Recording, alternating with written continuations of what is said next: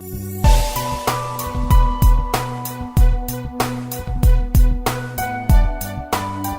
suis Yacobiba, je suis en présence de M. Karim Berté, le coordonnateur général en charge du développement industriel.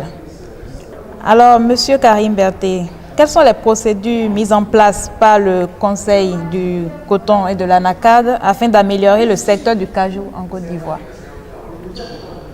Merci déjà pour cette invitation. Et comme certainement notre directeur général a dû vous le dire, au niveau du Conseil du coton et de l'anacarde en Côte d'Ivoire, on est à notre troisième année d'existence effective sur le terrain, 2014, 2015 et maintenant 2016. En termes de procédure, on s'améliore. Donc tout ce qui est identification des producteurs, identification et agrément des acheteurs, identification et agrément des exportateurs, identification et agrément des transformateurs fait partie des premières choses qu'on a mises en place.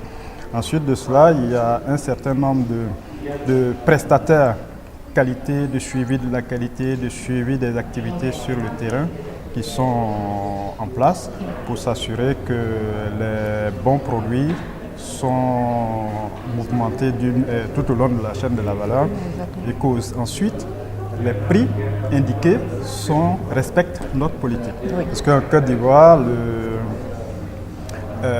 ce qu'on a mis en place, c'est qu'on a mis un système pour garantir un prix minimum rémunérateur aux producteurs. Oui. Parce que c'est le maillon le plus faible qui a besoin d'assistance. Donc ce prix minimum, là, il faut qu'on se donne les moyens de le maintenir. Voilà grosso modo, on va dire en termes de procédure, ce qu'il y a. D'accord, je comprends. Alors la Côte d'Ivoire étant le premier exportateur de noix de cajou brut, y a-t-il des projets d'imposition, de restrictions sur les exportations afin de développer la capacité de transformation en Côte d'Ivoire? Enfin oui et non. En termes de restrictions, il n'y a pas véritablement de restrictions en tant que telles. Par contre, ce qu'on essaie de faire, c'est d'inciter aujourd'hui les investisseurs à transformer localement. D'accord. Donc il y a des mesures incitatives. Ce qui ne veut pas dire qu'on fait de la restriction. Des mesures incitatives qui donnent un avantage certain à la transformation locale. Au lieu de faire en sorte que tous les produits soient achetés et exportés dans les pays asiatiques. Et c'est ce qu'on essaie de faire pour encourager véritablement la transformation. Donc cette année, il y aura une différence significative entre un exportateur et un transformateur local. Qui va faire qu'un exportateur, quand il fait son compte d'exploitation, ça devrait être intéressant pour lui de s'installer en pays origine pour transformer. On pense que ça va plutôt booster la transformation locale. Et ça va être expérimenté depuis cette année. En plus des mesures qu'il y avait par le passé. D'accord. Merci. Alors, pouvez-vous nous en dire un peu plus sur le CIETA 2016 et quel en est le thème principal? Le CIETA 2016 aura lieu, comme on a dit hier dans notre présentation, aura lieu en novembre, les 17, 18 et 19 novembre 2016 au Palais de la Culture à Abidjan. Et on compte recevoir lors de cet événement environ 500 visiteurs internationaux. Et comme la première édition, on avait à peu près 4 000 à 5 000 visiteurs nationaux sur les 3 jours. Donc ce sera un forum qui va rassembler tout le monde du cajou, oui. Depuis les exportateurs, les acheteurs, les banques, toutes les parties prenantes, mais aussi les équipementiers et les équipements de transformation du cajou. C'est un peu ça la spécificité du CIETA, c'est qu'en même temps qu'on parle des acteurs traditionnels, en même temps, on essaie de faire venir en Afrique des équipementiers et leurs équipements qui vont exposer. Tout ça pour rapprocher les industriels, en tout cas les investisseurs potentiels de la technologie. Parce qu'un des freins au développement de l'industrialisation, c'est l'accès à la technologie. Donc le thème principal, ça reste pareil, hein, c'est comment favoriser le développement pays origine, mais c'est surtout aussi, on veut un développement industriel citoyen, un développement industriel responsable. On fera bientôt le lancement dans les semaines et jours à venir à Abidjan. Et là où il y aura un thème officiel qui va être lancé à tout le monde. D'accord. Alors, en parlant de technologie, vous avez un projet, le Conseil du cajou et du coton et de l'anacarde, un projet de centre des technologies du cajou. Oui. Vous pouvez nous en dire un peu plus? Ok. Ça, c'est une de nos grands chantiers pour venir encore en appui aux transformateurs. Oui. Parce que comme je l'ai dit tout à l'heure, l'accès à la technologie reste un des problèmes majeurs de la transformation. Et donc le Conseil du coton et de l'anacarde, après analyse, s'est rendu compte qu'il fallait un centre d'excellence, non seulement pour la Côte d'Ivoire, mais pour toute la région ouest africaine du cajou.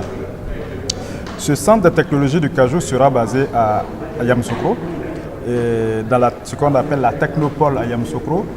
Il est mis en place en partenariat avec l'Institut national polytechnique de Yamoussoukro et l'Institut polytechnique, l'Université polytechnique d'Ho Chi Minh Ville, donc en partenariat avec les Vietnamiens. Et ce centre aura une capacité de transformation entre 2000 et 6000 tonnes en fonction comment on appelle, du nombre d'équipes qu'on mettra en place. Et donc ce sera une unité de production, mais pas que, ce sera aussi une unité de production avec des installations de formation, de training et des facilités pour rassembler les gens pour discuter des problèmes du cajou. On veut en faire véritablement un centre d'excellence du cajou pour que toutes les questions techniques, managériales, toutes les questions autour du cajou puissent être discutées en ce moment. Pour qu'en Afrique de l'Ouest, quelqu'un qui pense transformation du cajou, quelqu'un qui pense cajou même, puisse faire référence à ce centre-là, puisse s'adresser à un lieu pour avoir les informations sur toute la chaîne de la valeur. Donc le centre, la construction du centre a commencé. Les équipements sont tous quasiment en Côte d'Ivoire. Et on espère que au mois d'avril-mai, on pourra faire l'inauguration, en tout cas au moins le montage de la mise en place des équipements. Et dans la foulée, commencer les premiers essais avec la noix du cajou. Voilà un peu le centre de technologie du cajou, Yamoussoukro, qui, on l'espère, dans les années à venir, sera une référence en Afrique de l'Ouest. Exactement. Alors, j'ai une dernière question pour vous. En tant que participant à la Convention mondiale de la noix de cajou, que pensez-vous de tout ce qui a été fait jusqu'à présent sur ces 2 jours et qu'attendez-vous pour le reste de la Convention?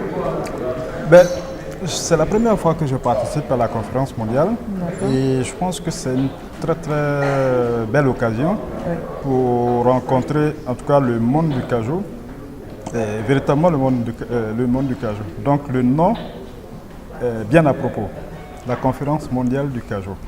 Et c'est la première fois que je participe à un tel rassemblement avec autant de personnes qui sont intéressées et que toute la chaîne de la valeur est représentée.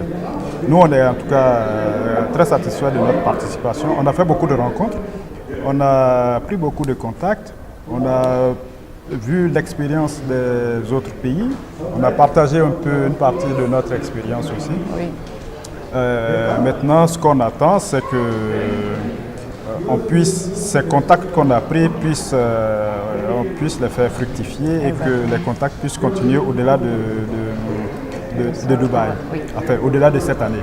Et on espère que les années à venir, la conférence va aller en se professionnalisant de plus en plus et pour que ce soit un rendez-vous incontournable. Exactement, d'accord. Merci beaucoup, M. Karim Berté. Merci à vous. Merci à vous. Merci.